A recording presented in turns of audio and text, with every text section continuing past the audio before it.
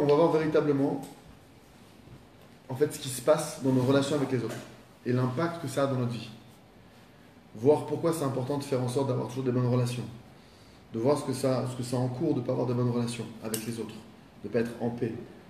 Parce que véritablement, vous allez vous en apercevoir ce soir, beaucoup d'entre nous, pour ne pas dire tout le monde, on a des blocages palpables dans nos vies respectives juste à cause de ça.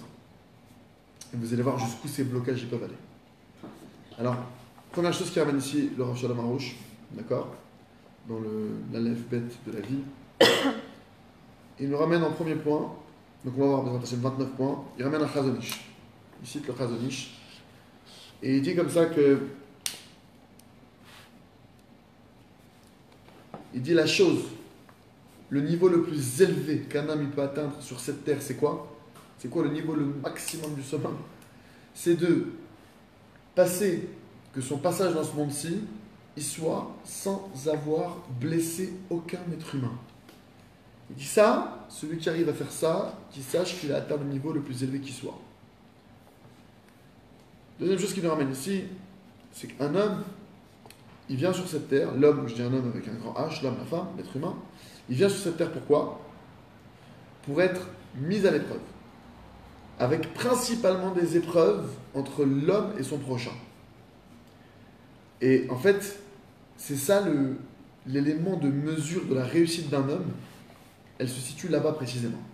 À savoir, est-ce que maintenant je vis en paix et je suis droit et je suis en paix avec tous les êtres humains ou pas? C'est ça qui va maintenant définir si je fais partie de ceux qui réussissent leur vie ou pas. Quelqu'un maintenant qui a des milliards sur son compte mais que tout le monde lui en veut, ça ne peut pas qu'il réussisse. Troisième point qui ramène ici, on est venu sur cette terre pour principalement réparer toutes les dimensions qui peuvent exister entre l'homme et son prochain. C'est-à-dire qu'il faut savoir que le point qu'on va parler ce soir, c'est un point qui est plus que central dans toute la vie de tout un chacun. Le mauvais penchant, il incite l'homme à être, ça c'est carrément un quatrième point, à être méticuleux sur les commandements entre l'homme et Dieu. D'accord? C'est-à-dire qu'il nous incite, le mauvais penchant, à faire hyper attention aux lois de Shabbat, les lois de la cache-route, évidemment qu'il faut le faire. Mais il nous incite à le faire sur le compte de quoi? De l'homme et de son prochain. Et c'est là-bas où on se fait avoir. Par exemple, tu dis, je vais faire une remarque à ma copine ou à mon copain parce qu'il ne se comporte pas comme il faut. Sauf que la remarque, tu lui fais en public. Sauf que la remarque, avec tes mots, t'es blessant. T'es méprisant. Donc tu es venu finalement avec une bonne intention de dire, attends, on ne peut pas laisser faire ce qui est en train de se faire.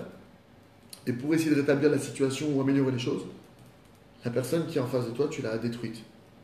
Et c'est exactement ce genre de comportement-là, typiquement, c'est l'inverse de la vérité. C'est l'inverse de la vérité. La vérité, c'est quoi? C'est que l'essentiel de notre travail à tout un chacun, c'est quoi? C'est de réparer nos midotes, de réparer nos traits de caractère. Et comment tu répares tes traits de caractère essentiellement? Quand tu arrives à encaisser ce que les autres disent, quand tu arrives à te taire, quand tu arrives à t'effacer quand il le faut, à te positionner aussi quand il le faut, à prendre ta place aussi quand il le faut.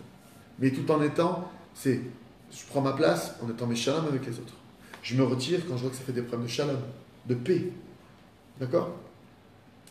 Le cinquième point qui ramène ici, vraiment je veux que vous ayez conscience que là ce qu'on voit ce soir, il y a beaucoup de gens qui viennent entre guillemets avec le drapeau de je suis un tzaddik, je suis quelqu'un de génial, qui dit attendez, moi je mange kasher, je fais Shabbat, je fais tout ce qui est en mon pouvoir, j'ai fait 40 fois le Perek Shira, j'ai été 12 fois Ouman, je sors des Sawira.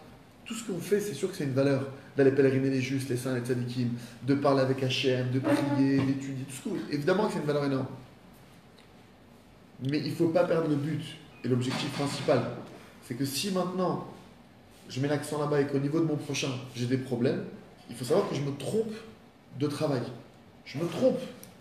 La majorité des gens aujourd'hui, une grande partie, qui ne sont pas mariés, qui ont des problèmes, c'est parce que c'est des gens, soit qu'Hachem il voit que s'ils les marient, ce serait une catastrophe, ils ne les marient même pas, ou soit c'est des gens qui se marient et c'est une catastrophe dans leur couple. Pourquoi? Parce que personne n'est prêt à baisser la tête, personne n'est prêt à essayer de comprendre. Et c'est dur. Et c'est dur.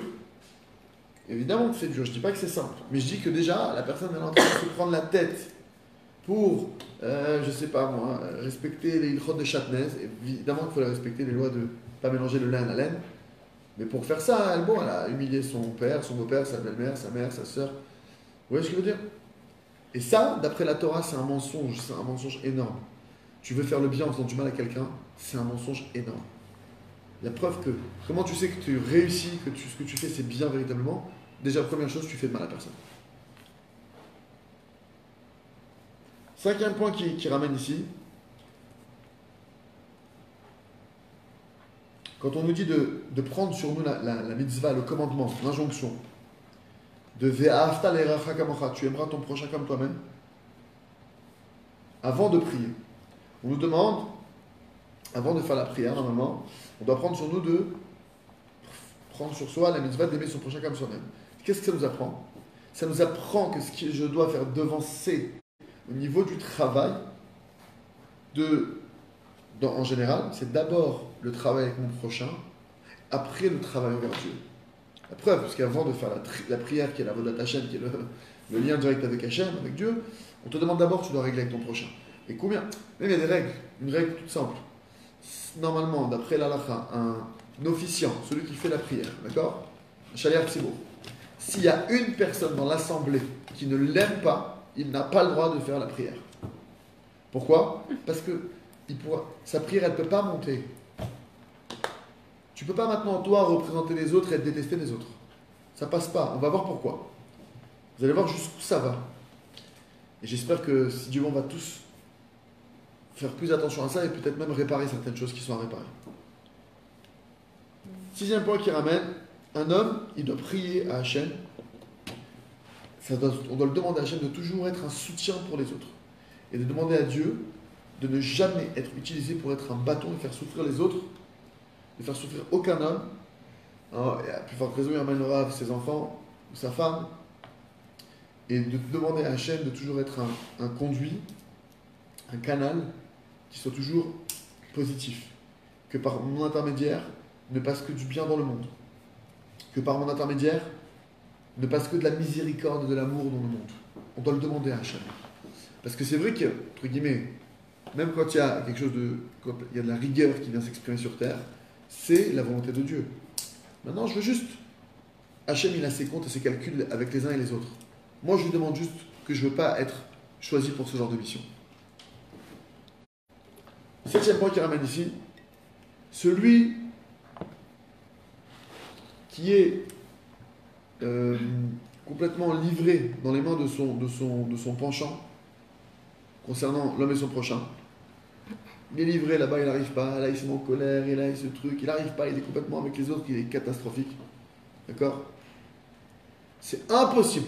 Cette personne-là qui a des problèmes avec son prochain, il faut savoir, c'est impossible qu'elle soit complète, qu'elle soit entière dans son rapport avec Dieu. C'est qu'il y a des gens qui s'imaginent que, bon, bah, ok, ça j'ai pas réussi, mais moi avec Hachem, avec Dieu, là c'est plus facile, là je fais des télés, mais là j'étudie, et là, bon, ça j'arrive pas. Non, sache que le fait que tu n'arrives pas là-bas à être bien avec les autres, ça montre que là où tu penses que tu es bien avec Dieu, tu n'as rien du tout. Tu n'es pas arrivé à une connexion réelle. Ta connexion n'est pas valable.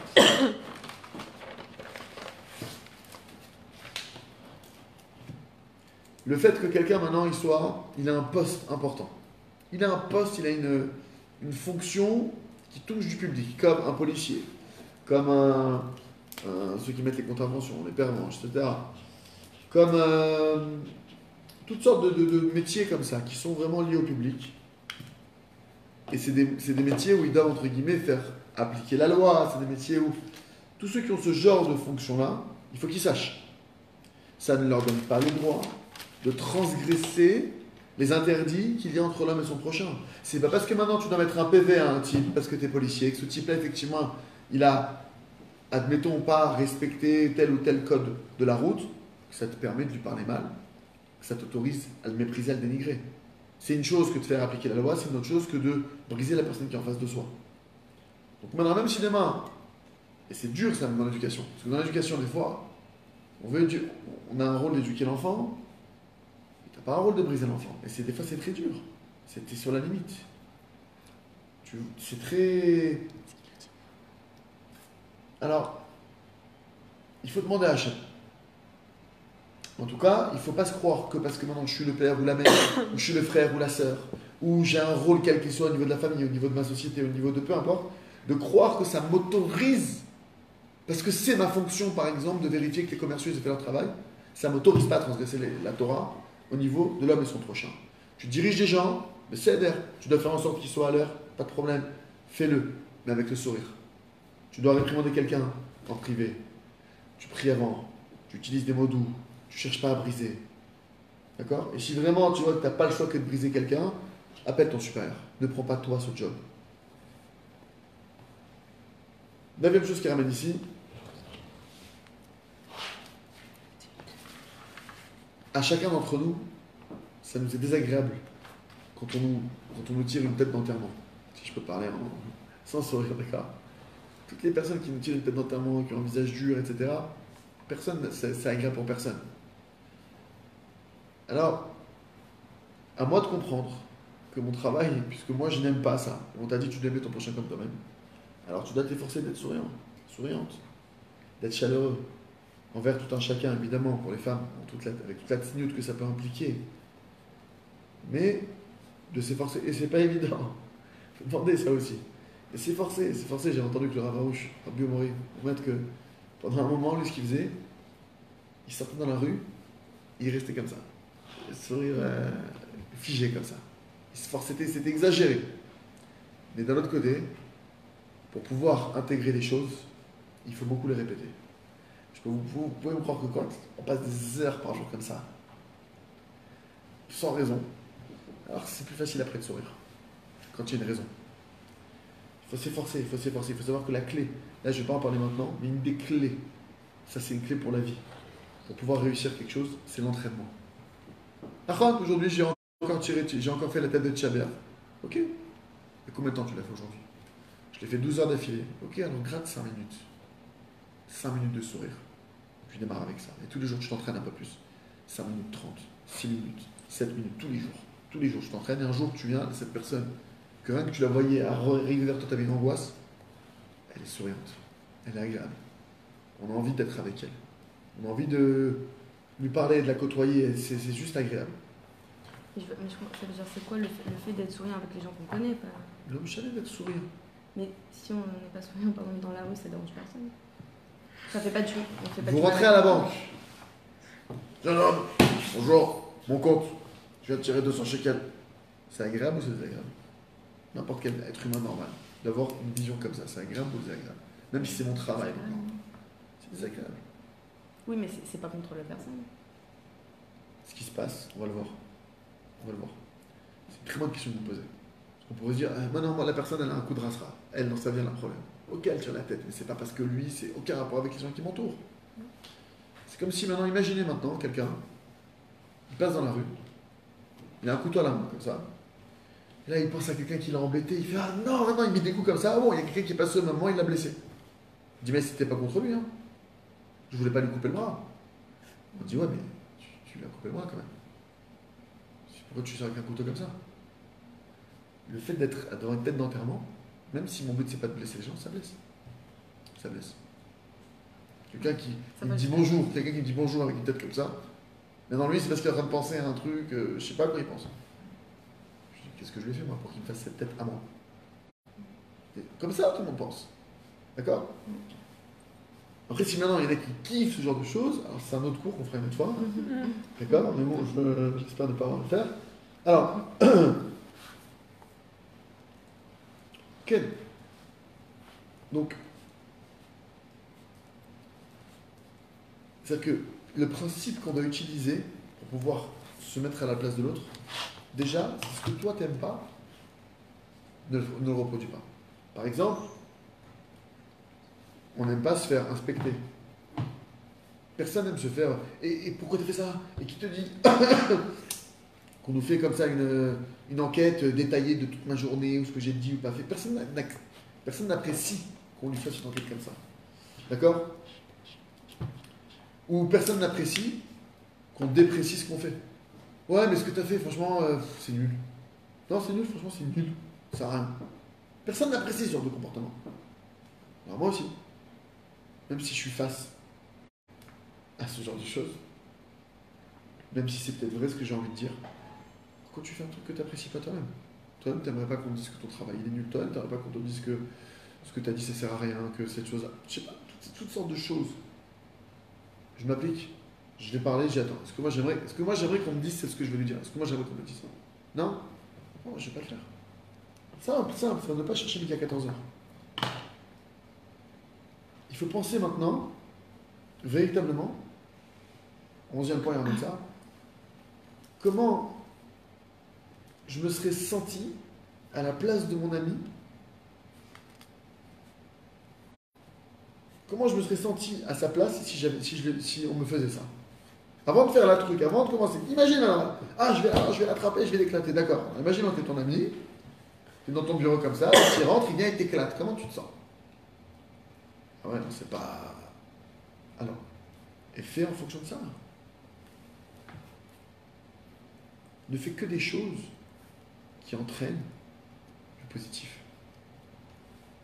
Il faut faire des choses qui entraînent du positif. Après, je vous donne un exemple. Je précise.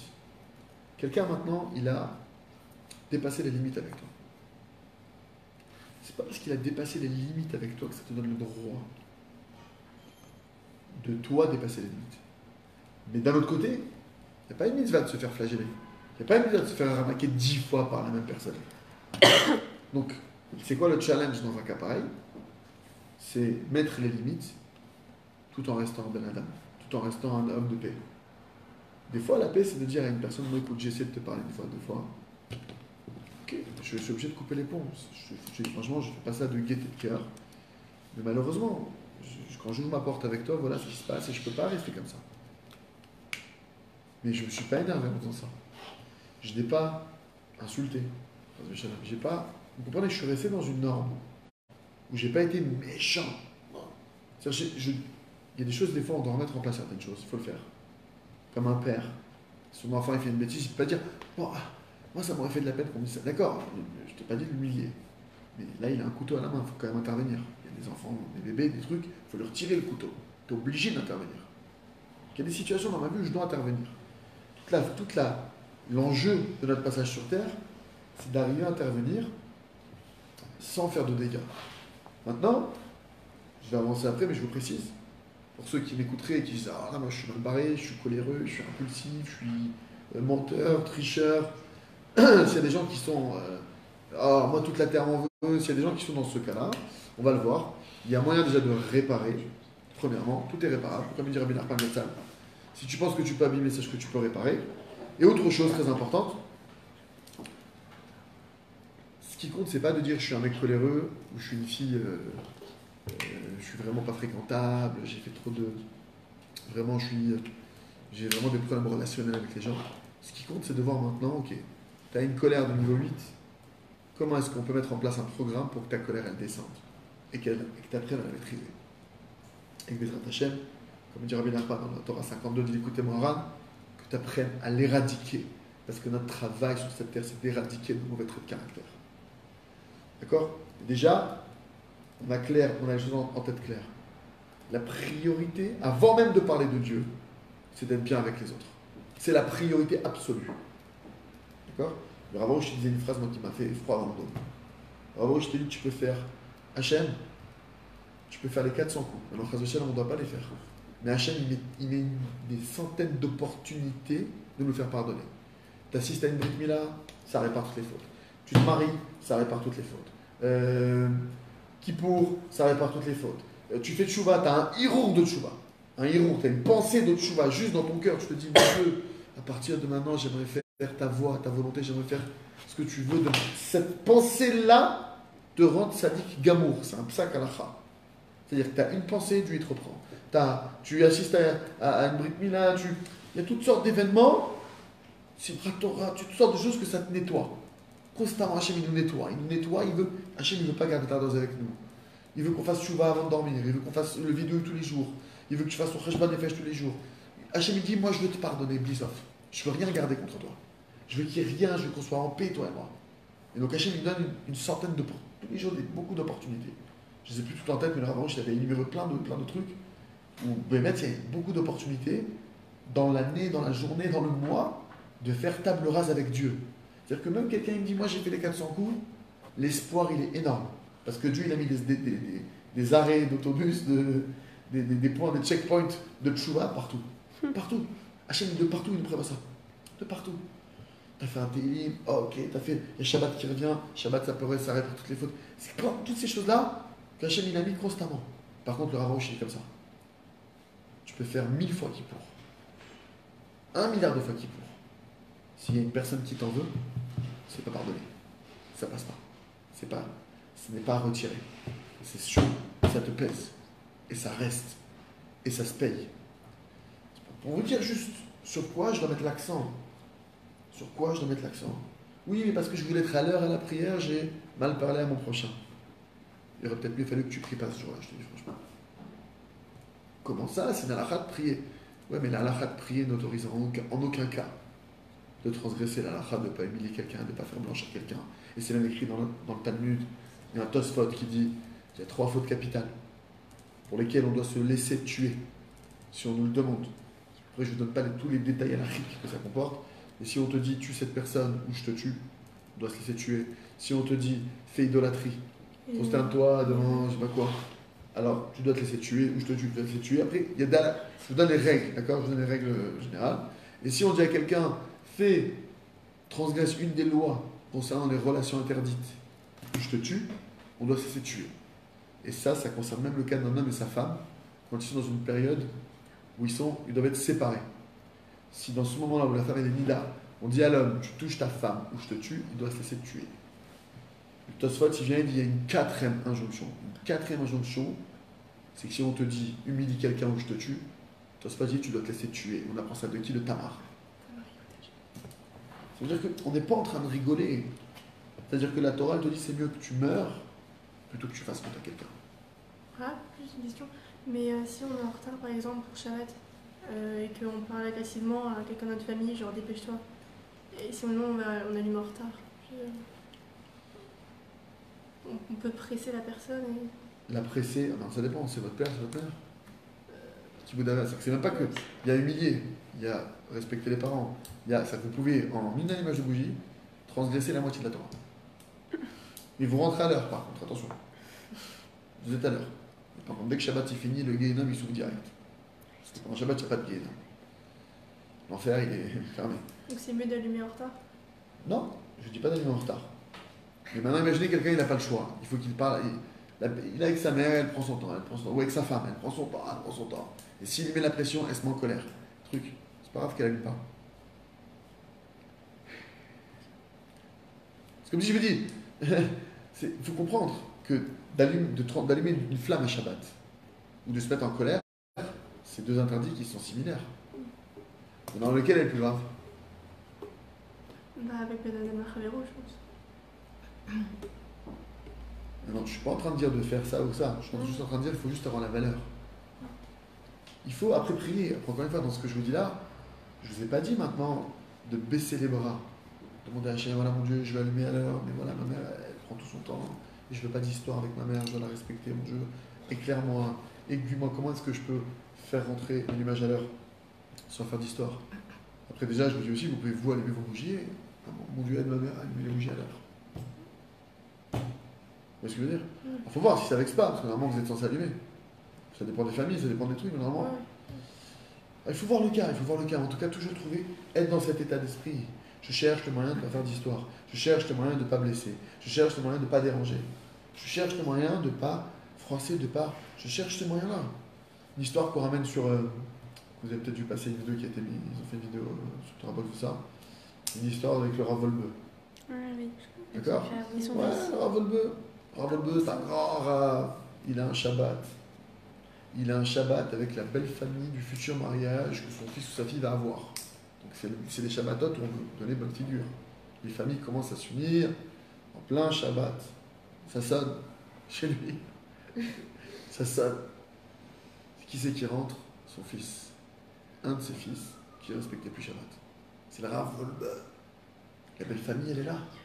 Qu'est-ce que c'est que ça? Il n'a pas dit un mot. Il n'a pas dit un mot. Il n'a pas dit le moindre truc. Et il l'a réconforté. Et au contraire, je suis content que tu sois là, mon fils. Bon, Hachem qui était venu, etc. De ce Shabbat-là, son fils s'est remis à faire Shabbat. Et il a dit, si c'était pas grâce à mon père, j'aurais pu faire Shabbat. Ce qui m'a donné mon père. Il y a même une histoire comme ça, très connue avec le Baal Shem Tov. En fait, le père du Baal Shem Tov, il avait une hospitalité hors norme. Vraiment hors norme. C'est-à-dire que quand il recevait les gens, il les mettait dans les meilleures conditions, les meilleurs draps, les meilleurs trucs, les meilleurs mets, il les mettait vraiment à l'aise d'un niveau. C'est pas le fait de recevoir. Vous savez que le plus important, c'est pas je reçois quelqu'un chez moi. C'est je mets à l'aise quelqu'un chez moi. C'est ça le plus important.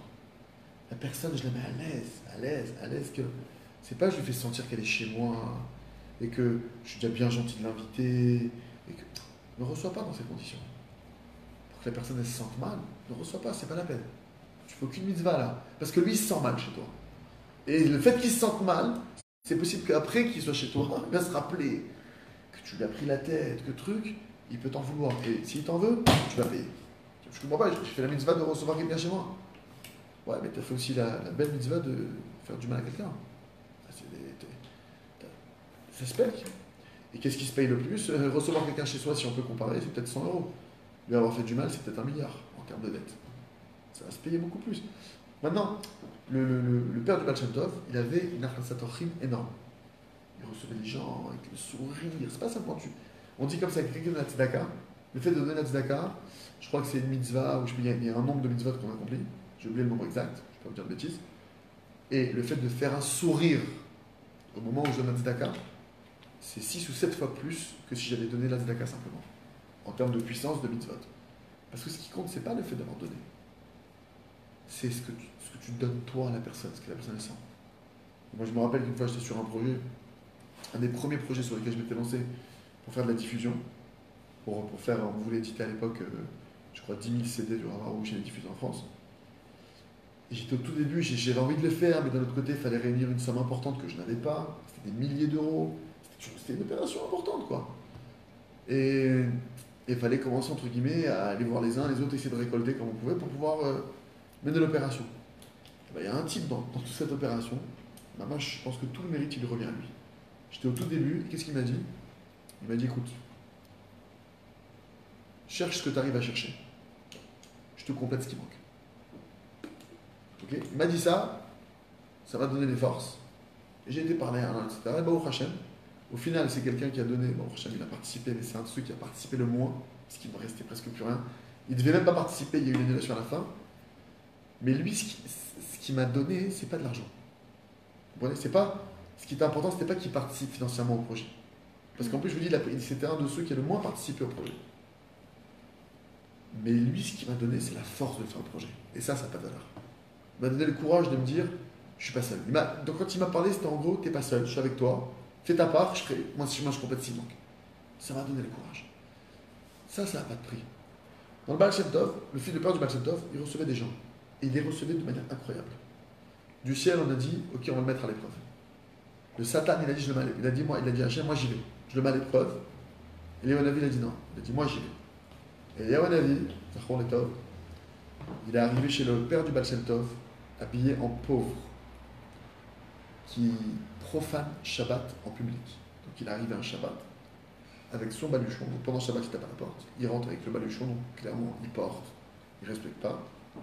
Il est arrivé sale, de la boue sur les chaussures. Il rentre dans la maison avec de la boue. Il met de la boue dans la maison. Il s'assoit à table. Il se met à manger direct. Il n'attend pas le pro. Il a fait toutes les choses. Il a peut-être même fumé à table, ce jour de Shabbat. Je sais pas. Il a fait toutes sortes de choses, ce pauvre-là. Et Léonavi, pour mettre à l'épreuve le père du Baal Shem Tov. Pour le père du Baal Shem Tov, il n'a pas dit un mot. Il n'a pas fait une remarque à son hôte. Pas une remarque. À la fin de Shabbat, lui, il avait l'habitude, le père du Baal Shem Tov, pas seulement qu'il recevait les gens, il leur donnait de l'argent pour qu'ils puissent continuer leur voyage. Il va, et il s'est comporté avec lui comme n'importe quelle personne qui recevait chez lui. À la fin du Shabbat, et il y a un ami qui s'est dévoilé à lui, il lui a dit, écoute, par le mérite de ton Arsator Rim, qui est authentique, par le fait que tu m'as, regardez bien ce qu'il dit, par le fait que tu m'as pas fait un reproche, pas une remarque désobligeante, tu vas recevoir un fils qui va éclairer le monde. Il a reçu Baal Shem Tov. C'est-à-dire que nous, on s'imagine que c'est parce que c'est un tzaddik qui étudie la Kabbalah, je sais pas ce qu'il faisait. C'est sûr qu'il faut être un tzaddik, c'est sûr qu'il faut étudier, c'est sûr. Non, c'est quoi la chose qui lui a donné d'avoir un fils comme le Baal Shem Tov et que vous n'avez même pas idée de ce qu'est le Baal Shem Tov? Moi-même, je ne sais pas de qui je parle tellement c'était quelqu'un d'un niveau, d'une sainteté. Il n'a pas fait de mal à quelqu'un qui le recevait. Je ne sais pas si vous voyez ce que je veux dire. Mais c'est pas donné à tout le monde. Quelqu'un il vient chez nous, il met le balagan, il est respectueux, on se sent obligé de dire quelque chose, de faire une remarque. Je comprends. Après, il ne faut pas s'étonner des enfants qu'on a. Bah oui, je veux dire. Mais c'est quoi alors mettre les limites que vous avez dit tout à l'heure? Ça, c'est Alors, quoi mettre des limites? alors il faut voir, il faut voir. Sinon, C'est très possible Parce que, que là, il aura une réputation, on peut faire c'est tomber très chez lui. possible que le père du Baal Shem Tov, il a mesuré qu'il ne pouvait pas parler. Je vous donne un exemple. Maintenant, on prend un exemple contemporain. Un type, il est à la synagogue à Shabbat, et il voit un type qui rentre à la synagogue avec une cigarette. Un juif, comme ça. C'est-à-dire que normalement, tu comprends que quand tu vois un juif qui passe le pas de la porte à Shabbat avec une cigarette, c'est qu'il est à l'ouest. Tu comprends qu'il est à l'ouest. Ce que je veux te dire, c'est qu'il n'a pas le. Mais c'est pas pareil chez lui. C'est-à-dire que lui, tu te dis, si je lui parle, il ne va pas comprendre. Alors, il faut voir comment. Enfin, il faudra trouver le moyen de. Peut-être lui dire, ah, je suis content de vous voir, venez pas parler dans la cour, là, juste. Ça vous dérange? Je vais vous montrer un arbuste là-bas, vous allez aimer, vous aimez les senteurs, on est de la cannabis là, vous trouvez un. Non, façon de parler. Vous trouvez un moyen de. Non, mais la synagogue, mais il y a beaucoup mieux, il y a le potager à côté qui fait. D'accord? On va trouver un moyen. Pourquoi? Il faut apprendre. Nous, on s'imagine que je dois faire de l'ordre dans ma vie. Allez, il faut que je frappe, il faut que je casse. Non, qui a dit? Qui a dit? Trouver le moyen de faire de l'ordre. Il y a des fois où ça veut dire il faut oui mettre des limites. Ça veut dire si lui, après, il a une réputation que ça devient les restos du cœur et tout le monde vient et fait n'importe quoi chez lui, c'est pas bien non plus. Ça veut dire il faut aussi mettre des limites. Ok, mais il faut voir chaque cas.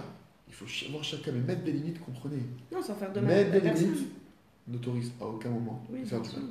Et plus que ça, si j'ai le moindre doute que ce que je vais faire peut faire du mal, j'ai la mitzvah de pas le faire. C'est une mitzvah de pas le faire. De la manière qu'il y a une mitzvah de dire des choses, il y a aussi une mitzvah de ne pas les dire, ces choses-là. Oui, mais- Tu sais que tu blesses, tu sais que tu fais du mal, tu ne dois pas les dire. Non, sans faire du mal, il y a une mitzvah de pas se faire écrabouiller aussi. Comment? Dis-moi comment c'est pas écrabouillé. En criant. Bah, très cher En s'énervant. invité. Il faut trouver le moyen. Il Faut trouver le moyen. gentiment. Ok, la personne, maintenant je vois qu'elle est pas nette. Ok, je vais attendre que ça passe. Des fois, il faut avaler la pilule aussi. Des fois, le truc, c'est qu'il faut avaler. Je vous ai pas dit maintenant. Le type, à chaque fois que je le vois, c'est la misère. Ah, je le réinvite. Non. Là, ma limite à moi, c'est que je le réinvite plus. Et s'il peut avoir une rancœur après contre cette personne, c'est pas grave. Si je le réinvite plus, Non, c'est d'avoir le fait qu'il ait rien dit, ça l'est énervé. non, regardez. Alors, ça, c'est une bonne question que vous posez. J'ai demandé ça à Ravarouche il n'y a pas longtemps. J'ai demandé à Gérard. Parce que justement, on va voir son sujet. J'espère qu'on va le temps de voir. Je lui ai dit voilà, si quelqu'un maintenant, il nous en veut, mais vraiment on ne lui a rien fait. Ah, tiens, ça lui. Il se vexe, c'est des gens qui se vexent, c'est des gens qui. Mais on n'a rien fait maintenant. C'est pas, j'ai pas. Officiellement, je parle à n'importe qui, je n'ai rien fait vraiment. Ou lui, il me suspecte d'un truc que j'ai pas fait. Et il m'en veut de ce qu'il me suspecte. Imaginez, il s'est fait un film sur moi, que j'ai pas fait ce truc-là, j'ai pas dit cette chose-là, j'étais même pas là où il voulait que je sois. Et il m'en veut parce qu'il pense que j'ai fait ça. J'ai dit au Rav, on a vu que celui qui nous en veut, ça fait un jugement dans le ciel, on peut payer. Le Rav m'a dit, ça fait rien du tout quand c'est comme ça. Ça n'a aucune incidence. Il m'a même dit le Rav, qu'il y a beaucoup de gens qui m'aiment pas. Il dit, j'en ai rien à faire. Il m'a dit, c'est pas pour autant que. Il y a des gens qui arrivent que comme ça ou comme ça, ils n'aimeront pas. Moi, en tout cas, ce que je dois faire attention, c'est que moi, je suis pas fautif. Non, mais l'inverse. S'il y a quelqu'un qui vous fait quelque chose, ça vous énerve et vous ne lui dites pas. Et vous gardez une rancœur contre cette personne. C'est embêtant aussi. Alors là, il faut voir les dalachot. Je ne vais pas vous faire un cours d'alakha, ça c'est des dalachot très précises. D'accord? Il ne faut pas garder, mais il faut voir comment faire pour le dire. Donc que d'un côté, il ne faut pas garder ça sur votre cœur. Moi, le mieux qu'il y a à faire, je vous dis très franchement, le mieux qu'il y a à faire, vous allez devant Hachem. Vous allez devant Hachem. Et vous travaillez la vérité que quoi? Mon Dieu, aujourd'hui, si j'en veux à cette personne, c'est pour une seule raison. C'est parce que j'ai de l'hérésie dans mon cœur. De croire qu'il existe et qu'il peut me faire du mal. Or, si j'avais dans mon cœur la foi parfaite que c'est toi qui gères ce monde et que c'est pour mon bien, même pas je penserais à lui. À la rigueur, peut-être je t'en voudrais à toi, Rabbi Shalom, mais pas à lui. Le fait que j'en veux à lui, c'est pire. C'est que je crois qu'il y a toi qui gères ce monde et qu'il n'y a que lui. Donc je suis idolâtre, je suis hérétique. Maître du monde, comment je vais faire? Vous comprenez? Ça, c'est le mieux. Ça, c'est le meilleur des choses. C'est-à-dire que je vais devant Dieu, je travaille, je règle mon problème et je remercie. Merci Hachem que tu m'as fait passer par là. Merci Hachem que je crois que lui, c'est quelque chose, alors que c'est rien du tout. Aide-moi à voir la foi qui n'existe pas. Aide-moi à voir la foi que s'il a pu m'atteindre, c'est parce que tu l'as décrété, parce que tu l'as commandité, et que lui, c'est qu'un bâton entre tes mains, que lui, il peut rien faire pour moi, que lui n'existe pas, etc. Je travaille. Et merci Hachem qui m'a fait ça. Et merci Hachem qui a fait ça. C'est pour mon bien, ça m'est arrivé. Je travaille. Voilà. J'ai eu un cas de quelqu'un qui m'a fait vraiment, qui m'a fait la misère, si on peut dire ainsi. Des humiliations répétées en public, bref. Et je suis arrivé à un moment de ma vie où j'avais des remontées, je ne pouvais pas m'empêcher. C'est-à-dire que plusieurs fois par jour, j'y repensais. J'y repensais, s'il était devant moi à ce moment-là, je ne sais pas ce que j'aurais pu. J'avais ça dans mon cœur. Ok? Moi, je voulais me voiler la face, entre guillemets, de dire, mais non, c'est bon, il n'existe pas, lui. C'est une chose de savoir que c'est Dieu qui existe. Mais je dois me mesurer à moi-même. Ok, je crois en Dieu, mais je vois que maintenant j'ai mal. Je vois que maintenant la personne, je lui en veux. C'est plus fort que moi. J'en veux. Ok? J'ai été devant Dieu. J'étais devant Hachem. Et j'ai fait ce que je vous ai dit. Ça m'a pris une demi-heure. Pas plus, franchement, pas plus. J'ai remercié au début pendant 10 minutes. J'ai remercié pour désinfecter mon cœur. Le remerciement, on a déjà vu ça. Ça désinfecte. Le remerciement, le somme, c'est quoi l'hérésie? C'est des paroles de mensonge. Il m'a dit, il m'a fait, pourquoi moi? Ça, tout ça, c'est que du mensonge. On donne de l'existence à des gens qui n'existent pas, de la force là où il n'y en a pas. C'est quoi la vérité? Merci Hachem. Si ça m'est arrivé, c'est bien. Merci Hachem. Tu remets tout dans l'ordre. Donc, en prenant ces paroles de vérité, il dit Rabbi Nachman, ça brise le cœur. Ça brise les couches épaisses qui viennent recouvrir le cœur, qui nous empêchent de ressentir, qui nous empêchent d'être authentiques. Donc, j'ai commencé par remercier Hachem. Et le fait de remercier aussi, ça purifie le cœur. Pourquoi? Parce que c'est des paroles d'Emouna, c'est des paroles de vérité. Et là, mon cœur, j'ai senti qu'il se désinfectait du venin, de l'hérésie qui était rentrée en moi de croire que ce type-là, il m'avait fait du mal. Parce que c'est du mensonge de dire ça. Ce type-là n'existe pas sans l'aval de Dieu. Ce type-là ne peut rien faire, ne peut pas me toucher le fil d'un cheveu, comme c'est écrit dans le Talmud, dans la Gemara, Ta'anit. On ne peut pas toucher le fil d'un de tes cheveux si ce n'est pas décrété de la chaîne. C'est écrit dans la Gemara Cholin que tu ne peux pas lever le petit doigt, comme ça, ce petit mouvement-là qui paraît bête et méchant. C'est écrit dans la Gemara que tu ne peux pas le faire si ce n'est pas un décret divin derrière pour te permettre de le faire. Donc, j'ai fait le travail. Et là où j'ai été surpris, parce que j'avais vraiment une rancœur élevée. C'est quelqu'un qui m'a fait ça sur les semaines. C'est-à-dire Donc je me suis dit, je vais devoir, pour sortir ce que j'ai en moi, ça va me prendre du temps. Et en fait, BMT au bout d'une demi-heure, là je vous en parle, j'ai fait ça une fois une demi-heure. Baruch Hashem, grâce à Dieu, j'ai eu aucune remontée par derrière. J'y repense plus. C'est sorti de moi. Et comment j'ai fait? En fait, j'ai fait tchouva.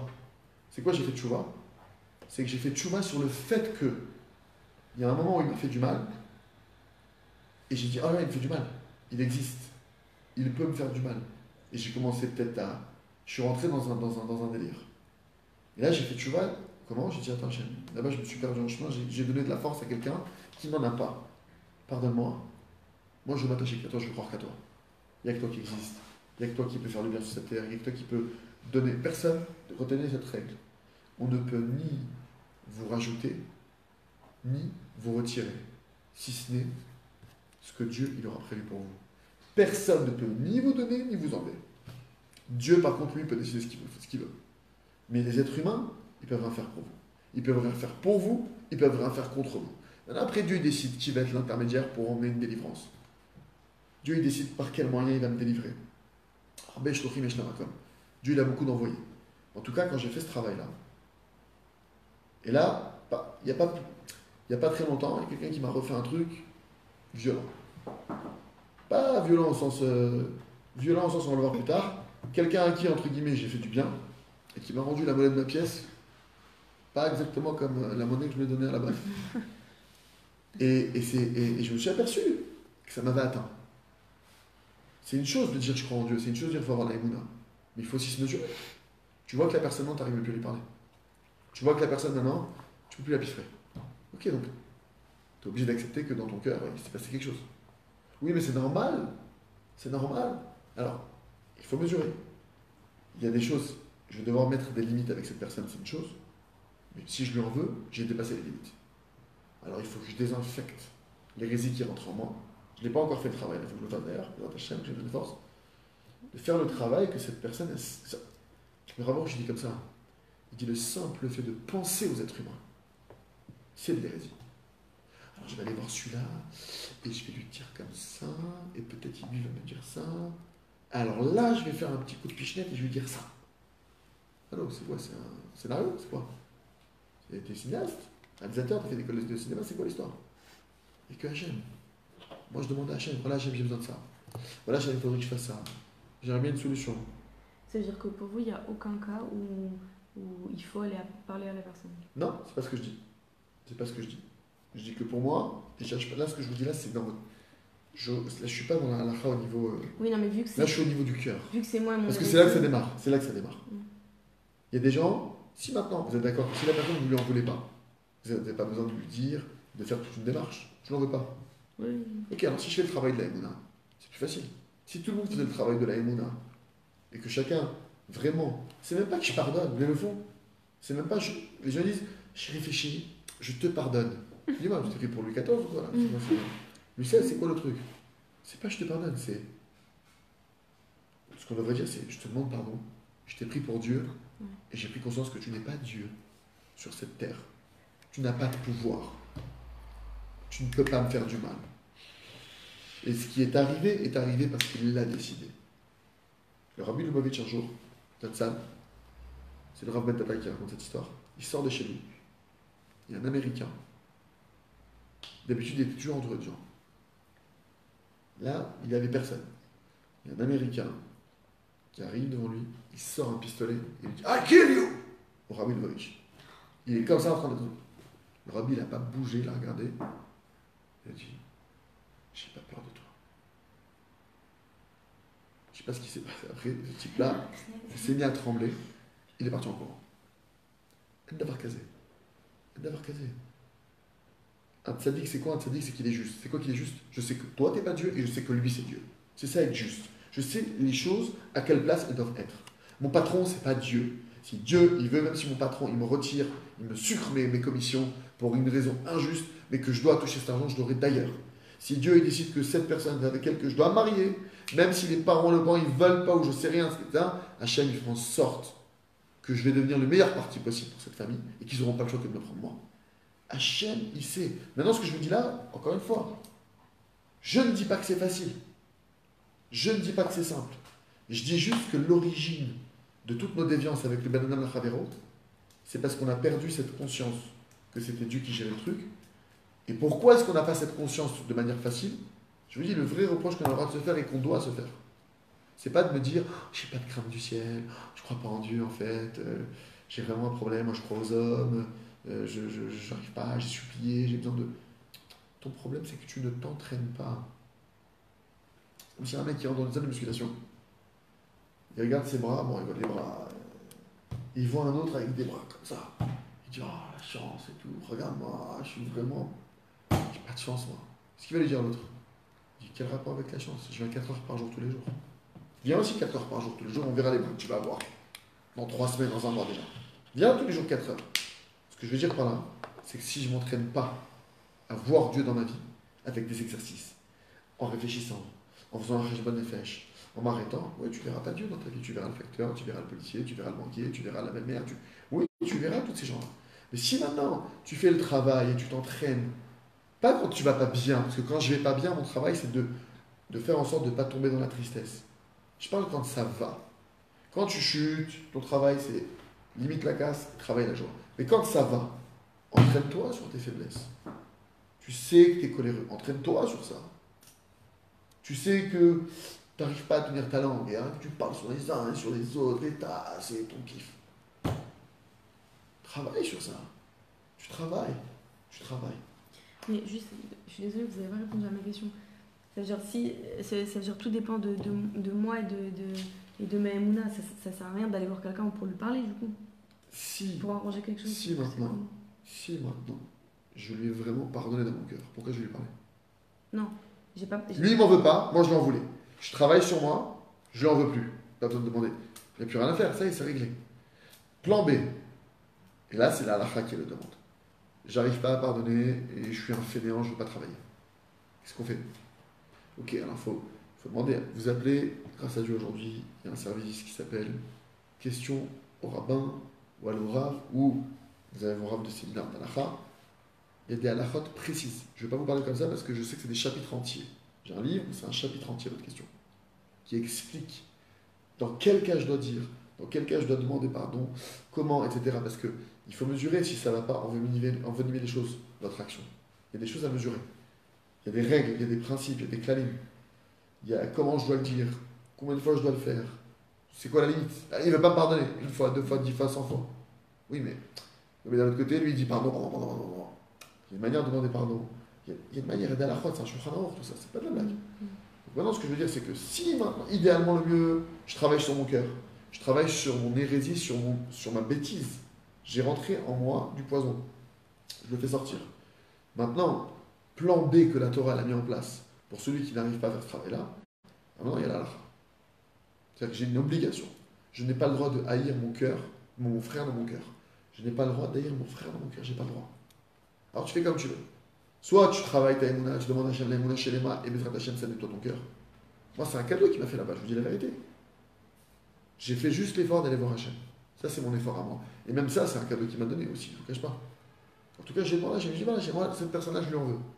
Je sais que je ne dois pas lui en vouloir. Je sais que cette personne-là c'est pas toi. Et que c'est toi qui as tout fait. Et le fait est que dans mon cœur maintenant, je sais pas, il y a un bug, j'ai mal pris l'information, je crois que lui il existe. Je n'ai pas envie de rester là, mon Dieu, sors-moi de cette hérésie, sors-moi de ce mensonge. Et là, je remercie, et je remercie, et je remercie, et je remercie. Et encore une parole de Hémet, et encore une parole de vérité, une parole d'Emouna, encore une parole d'Emouna. Et la parole, elle impacte. D'accord? Moi, j'ai fait de l'hypnose. Je suis praticien en hypnose, notamment à l'époque. Avec la parole, vous devenez fou, ce qu'on peut faire. Ah, vous devenez, c'est-à-dire, rien qu'en parlant avec quelqu'un, on anesthésie. Je l'ai fait, je l'ai pratiqué moi-même sur quelqu'un. On peut anesthésier la main de quelqu'un. C'est-à-dire que la personne va, moi je massacre la main comme ça. J'ai une main qui touche comme ça. Il y a une main qui n'a pas été anesthésiée. Une main qui est anesthésiée. Sur la main pas anesthésiée, je touche comme ça, je fais rien. Sur la main qui est anesthésiée, je suis en train de lui arracher limite la peau. Je lui dis où est-ce que ma main elle est? Il me montre la main qui est pas. Je fais ça. Il me dit c'est là que ta main elle est. Et à côté, je sens rien. Il y a des gens, non, c'est pas de la blague. C'est-à-dire rien qu'en lui parlant. Si je lui ai rien fait, je vais juste dire. Bon bref, je vais passer les détails. Mais rien qu'en lui parlant, le type, la parole, elle a une puissance énorme. Quand je prononce ces paroles-là et que moi je m'entends les dire, et qu'elles commencent à me pénétrer de l'intérieur, qu'elles commencent à résonner en moi, ça commence à enlever toutes les couches de poison, d'écorce, de saleté qui sont entrées en moi. Et la parole la plus authentique qui existe sur terre, c'est quoi? Remerciement. Quand tu dis merci à Hachem, il n'y a pas plus vrai que ça. Parce qu'au fond, il nous fait tellement de bien, qu'est-ce que tu veux dire à part merci? Qu'est-ce que tu as envie de dire à part merci? Si la personne, elle te donne, elle te donne, elle te donne, il n'y a rien qu'elle te donne. Et quand tu la vois, rien qu'elle te donne. Et même quand tu ne la vois pas, elle t'envoie encore par des envoyés. Et rien qu'elle te donne constamment. Merci, il n'y a pas autre chose à dire. Tu es même gêné parce que merci, il parle avec tout ce qu'il donne, c'est rien. Alors, j'accélère un peu.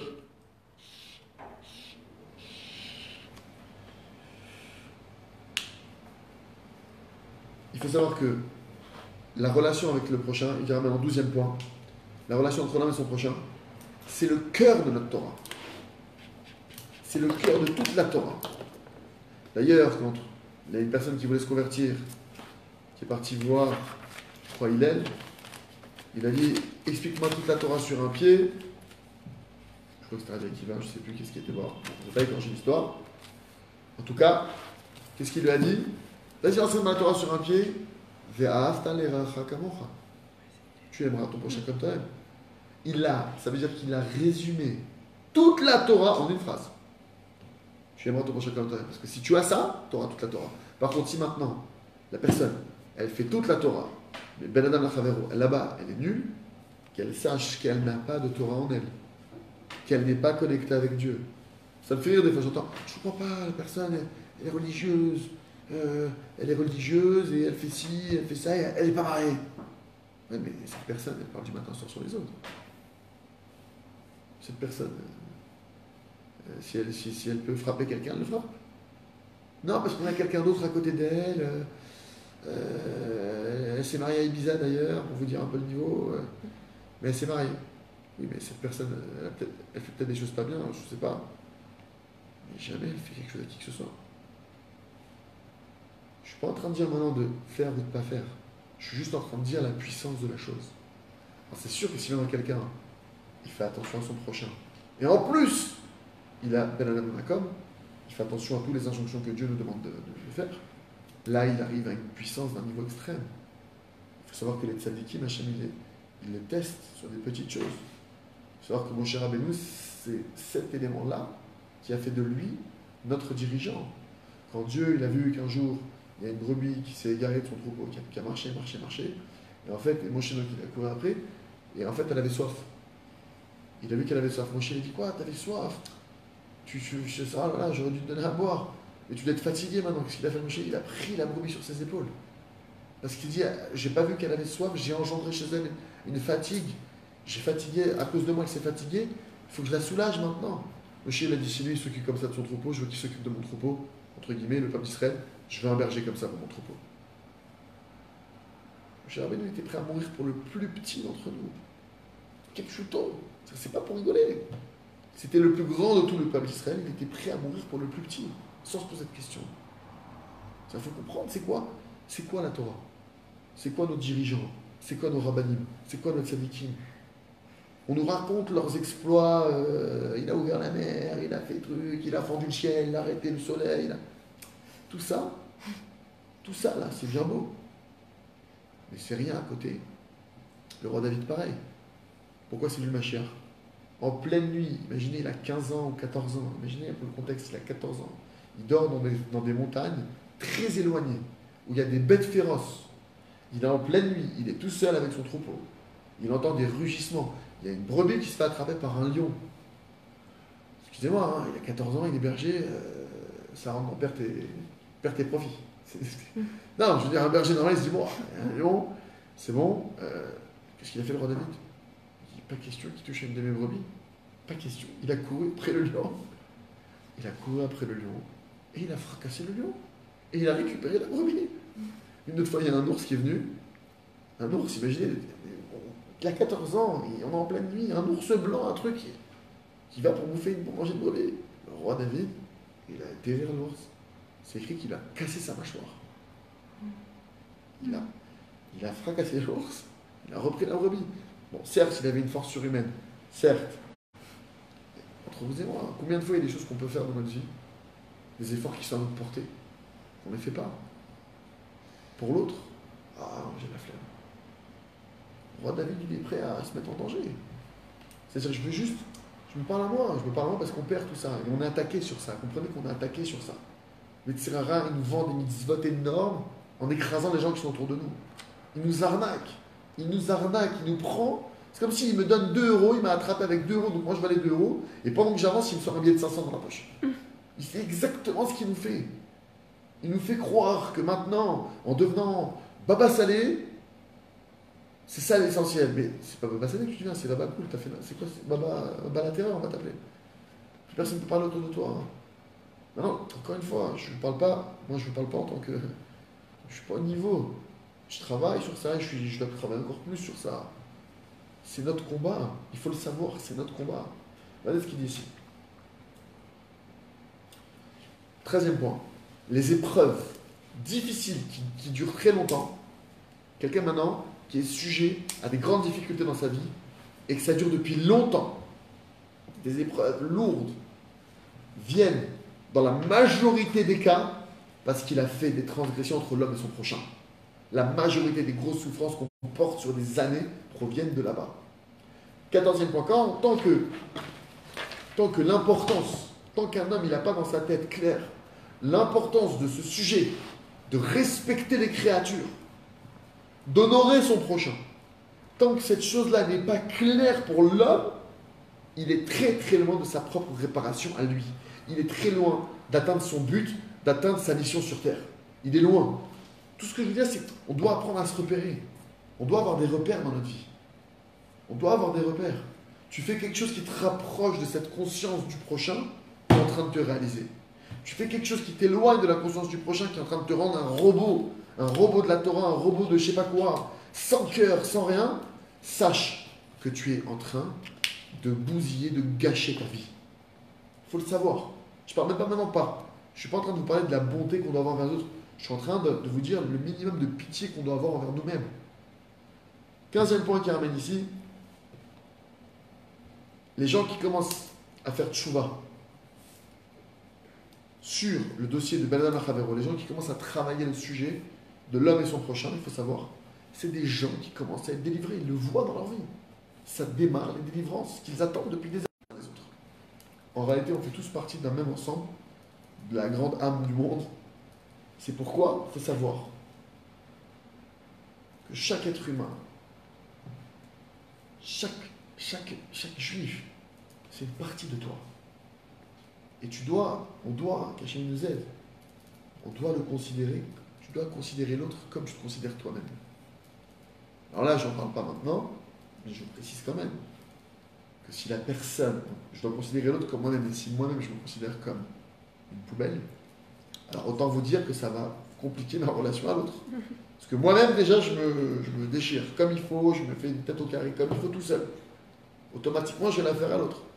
D'accord? Donc il faut aussi faire attention à l'estime de soi. Et comment c'est important d'avoir l'estime de soi, travailler sur sa valeur personnelle. Ça, c'est pas le cours de maintenant. Je vous conseille d'aller voir le cours « Fan de moi ». On a une formation qui s'appelle « Être bien dans sa peau ». On vient de lancer il n'y a pas longtemps sur Jeu de Vivre. D'accord? Donc, ceux que ça intéresse, ça se travaille.